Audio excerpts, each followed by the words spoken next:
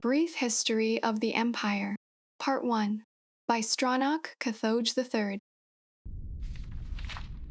Before the rule of Tiber Septim, all Tamriel was in chaos.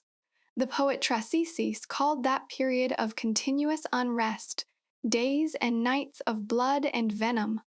The kings were a petty lot of grasping tyrants who fought Tiber's attempts to bring order to the land. But they were as disorganized as they were dissolute, and the strong hand of Septim brought peace forcibly to Tamriel. The year was 2E 896. The following year, the emperor declared the beginning of a new era. Thus began the third era, year Aught. For 38 years, the emperor Tiber reigned supreme.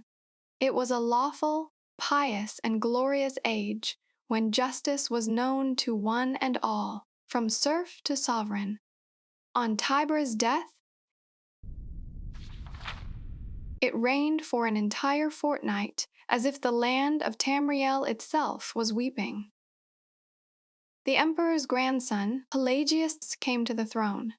Though his reign was short, he was as strong and resolute as his father had been, and Tamriel could have enjoyed a continuation of the Golden Age.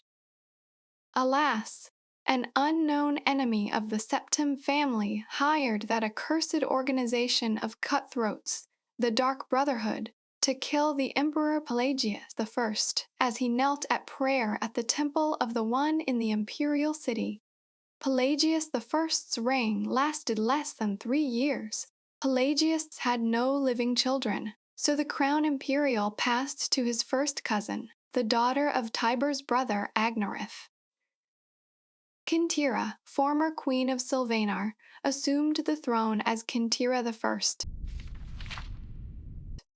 Her reign was blessed with prosperity and good harvests, and she herself was an avid patroness of art, music, and dance. Kintira's son was crowned after her death, the first emperor of Tamriel to use the imperial name Uriel. Uriel I was the great lawmaker of the Septim dynasty and a promoter of independent organizations and guilds. Under his kind but firm hand, the Fighters' Guild and the Mages' Guild increased in prominence throughout Tamriel. His son and successor, Uriel II, reigned for 18 years, from the death of Uriel I in 3E64 to Pelagius II's accession in 3E82.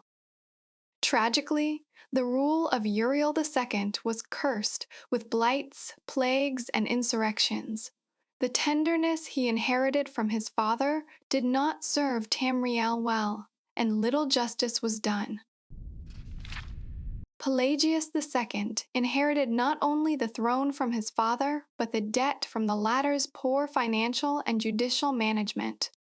Pelagius dismissed all of the elder council and allowed only those willing to pay great sums to resume their seats.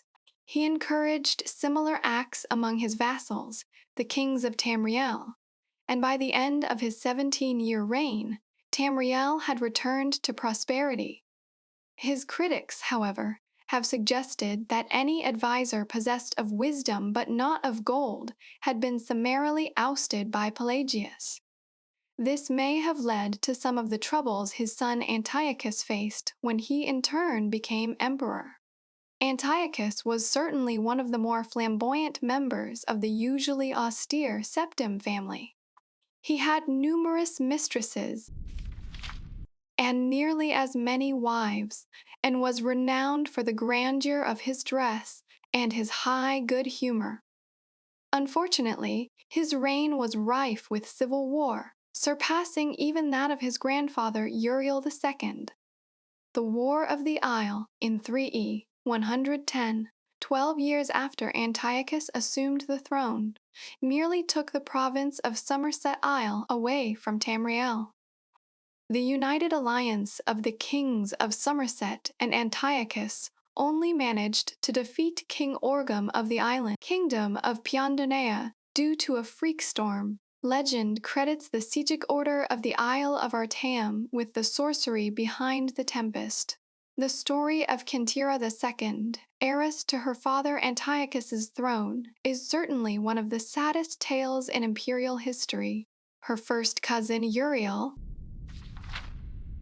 son of Queen Potema of Solitude, accused Kintira of being a bastard, alluding to the infamous decadence of the imperial city during her father's reign.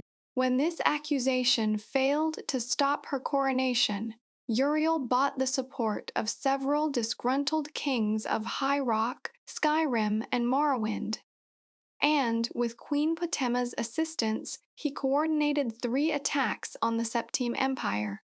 The first attack occurred in the Iliac Bay region, which separates High Rock and Hammerfell. Kintira's entourage was massacred, and the empress taken captive. For 2 years, Kintira II languished in an imperial prison believed to be somewhere in Glenpoint or Glenmoral before she was slain in her cell under mysterious circumstances. The second attack was on a series of imperial garrisons along the coastal Morrowind Islands. The empress's consort Contim Erinx fell defending the forts.